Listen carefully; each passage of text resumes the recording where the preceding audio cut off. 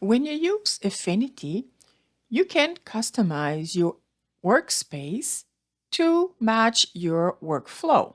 So depending on the tools you want to use, you might be using the Vector Studio, the Pixel Studio, the Layout Studio. But there are also panels that you can use, and there are a variety of them. If you're doing digital scrapbooking, you usually don't need to have too many panels available all the time. So where are the panels? Panels are hidden under Windows, and you do have different panels. Under General, you can see all these panels exist. We have all these,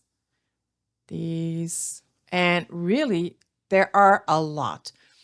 So depending on your workflow, some panels will be more useful than others. Some you probably will never use. But when doing digital scrapbooking, there are a few that are going to be essential. The first one is going to be the color panel. And this will allow you to choose a foreground and a background.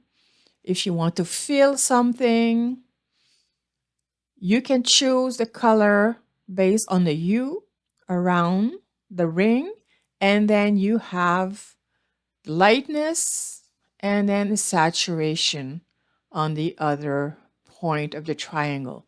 So if you want to get a blue color or green or yellow, and then you can change for the outline, the fill, etc. So the color panel is going to be your friend whenever you want to add text, shapes, you want to fill, you want to brush, etc. That will be a necessity. Another one will be the layers, because while doing digital scrapbooking, every project will involve layers. So different elements, different papers, photos that are going to be layered, and different effects through those layers. So layers and color are two essential panels you will want.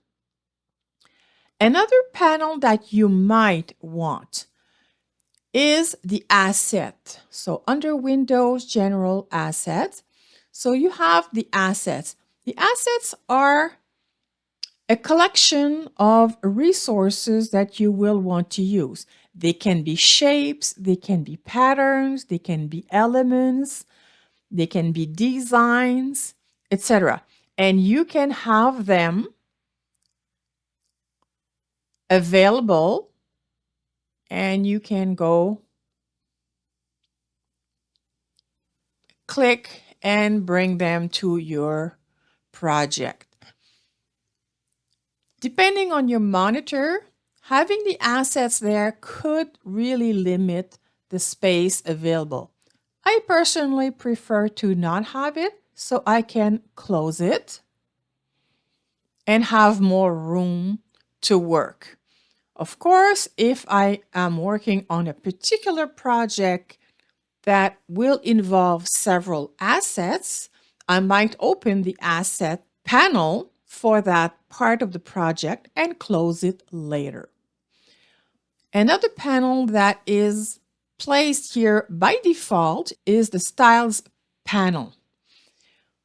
This will include a variety of effects, shadowing, beveling, 3D effects, glow, etc., that you can just apply with a click of a button. So if I have this shape and I want to add this effect, this is the style and I get it here. Or I can choose this one or this one, etc. Styles can be convenient, but they will probably be more useful once you have created your own, because the default ones might not necessarily suit your projects. Another panel that you might be using is the brushes panel. So if you want to brush using the paintbrush tool, And then you can be using a color from the color panel, and you can choose one of the many brushes already included by default, or you can create your own. And then you can brush. This one is white. Let's go with black, and we can brush. Of course, if you want more space, you can always select one of the panels, click the little arrow, and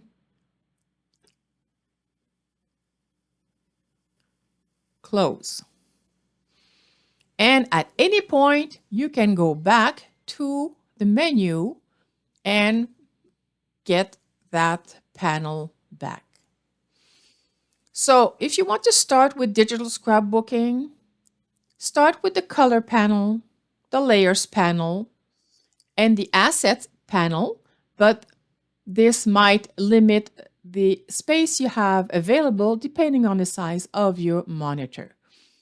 Additional panels that could be useful, styles and brushes, and then you can explore other panels for other projects.